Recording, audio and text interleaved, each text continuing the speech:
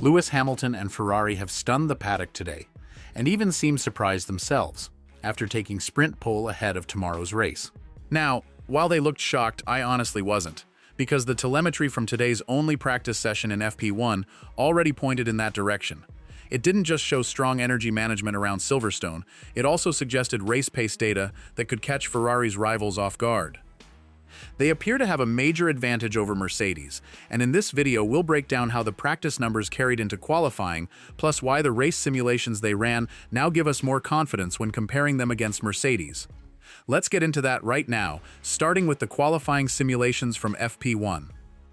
To kick off the breakdown, we'll look at the telemetry from the fastest laps and the race stints they completed.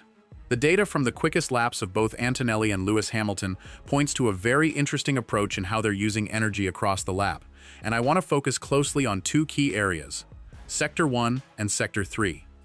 At the moment, Ferrari's overall strategy seems to be about using their energy late in Sector 2 and then carrying that momentum into Sector 3. Mercedes, on the other hand, appears to be doing the opposite, leaning more heavily on Sector 1 and setting things up differently for the rest of the lap. That is a big part of why Hamilton has shown such a clear advantage in Sector 3 over the field, and you can see that pattern in the telemetry and on his onboard quickest lap that is on screen right now.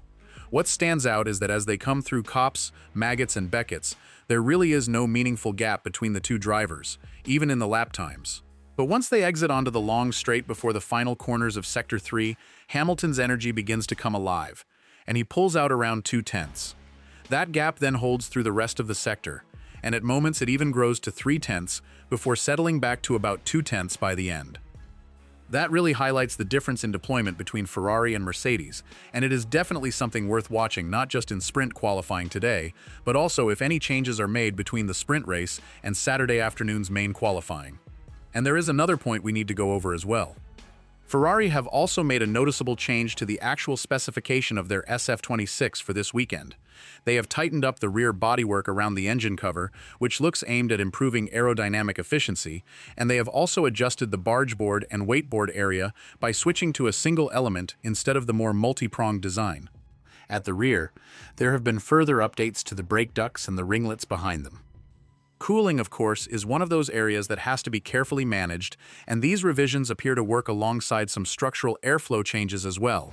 But the bigger question now is race pace. What does this mean for the strategy picture on Sunday? Right now, everything points to a one-stop strategy being the most likely route this weekend. There does not seem to be major tire degradation like we have seen at some other circuits in recent memory. Even so, Antonelli and Lewis Hamilton, along with the other two drivers from both teams, all completed long-run pace work in the only practice session, so there is still plenty to read into from those runs. What makes this even more interesting is how quickly the discussion has shifted online, because once the sprint pole came in, every small detail from FP1 suddenly started looking a lot more important. That is why people have been picking apart the lap traces, the deployment patterns, and the way Ferrari seemed to be shaping the car for the rest of the weekend. And if those long-run numbers hold up, it could leave Mercedes having to answer a few uncomfortable questions about where the pace is coming from over a race distance. The gap may look small on paper, but in a field this tight, small differences in energy use and tire life can change the whole picture very fast. So while the headline right now is the sprint pole, the real story underneath is whether Ferrari have found a setup that can stay competitive when the pressure rises and the track evolves. That is exactly why the reaction has been so intense, because fans and commentators alike are now watching to see if this advantage is just a qualifying snapshot or something more durable once the race begins. Let's pull those numbers up on screen right now. What stands out immediately is that there was a small difference in the total lap count for each race prep stint they completed. Hamilton ran 7 laps, while Antonelli added 3 more to reach 10. Even so, the average race pace tells a very different story. Hamilton was more than 1 second a lap quicker on average, which is a massive gap in any serious race simulation. There is also another detail worth keeping in mind. At the start of both race runs in FP1, Hamilton's tires had already done 4 more laps than Antonelli's, so even with that extra wear in the mix, the pace still looked very strong. That suggests degradation may not be a huge factor here, but it is still part of the picture. So after seeing all of that, how do I think the weekend is shaping up? Right now, my read is that tomorrow's sprint race could be incredibly tight between Hamilton and Antonelli. I do not think the rest of the field is going to be able to fully match the pace they may show in the race tomorrow. And that is exactly why the reaction online has grown so quickly. Because once a small pace edge shows up in the numbers, people start building a much bigger story around it. Some viewers are already reading this as a sign that Ferrari may have found a cleaner setup window, while others are pointing out that one strong session does not guarantee the same picture once conditions change. That is the part making this so tense. The weekend is still early. The surface can evolve, and any small shift in temperature, grip, or tire behavior could reshape everything in a hurry. So even though the data from FP1 looks encouraging, there is still a very real chance that the margin tightens once the pressure ramps up and the teams have to make their final calls. For Mercedes, that means the attention is not just on outright speed, but on whether their approach can hold up when the race gets messy and the margin for error disappears. For Ferrari, it is about proving that this is not just a sharp-looking snapshot from practice, but something they can actually carry through the rest of the weekend. They look like they may be just that little bit ahead of everyone else.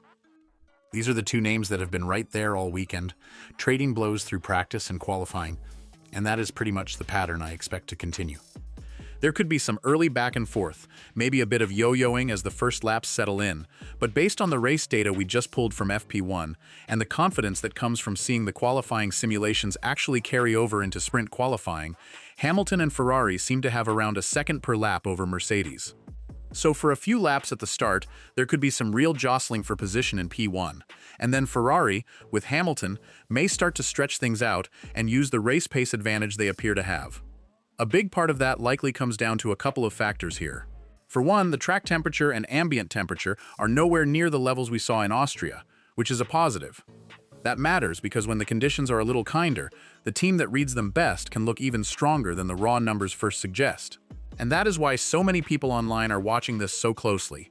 Since the conversation is no longer just about one fast lap, it is about whether Ferrari have actually found a setup that stays calm when the pace builds and the pressure starts to climb.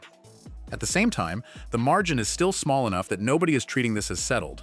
Some viewers think Mercedes may still have a response once the track comes in further, while others believe Ferrari's combination of qualifying speed and race rhythm could make them hard to catch if the balance stays the same. The claim remains unverified, of course, but that is exactly what is driving the debate. So now the focus shifts from the headline result to the bigger test, whether the early pace advantage holds when the weekend moves into the next phase and every lap begins to matter a little more. So that suggests the engine has not been running hot, and they may be able to use it in a much more optimal mode when it comes to strategy and energy management.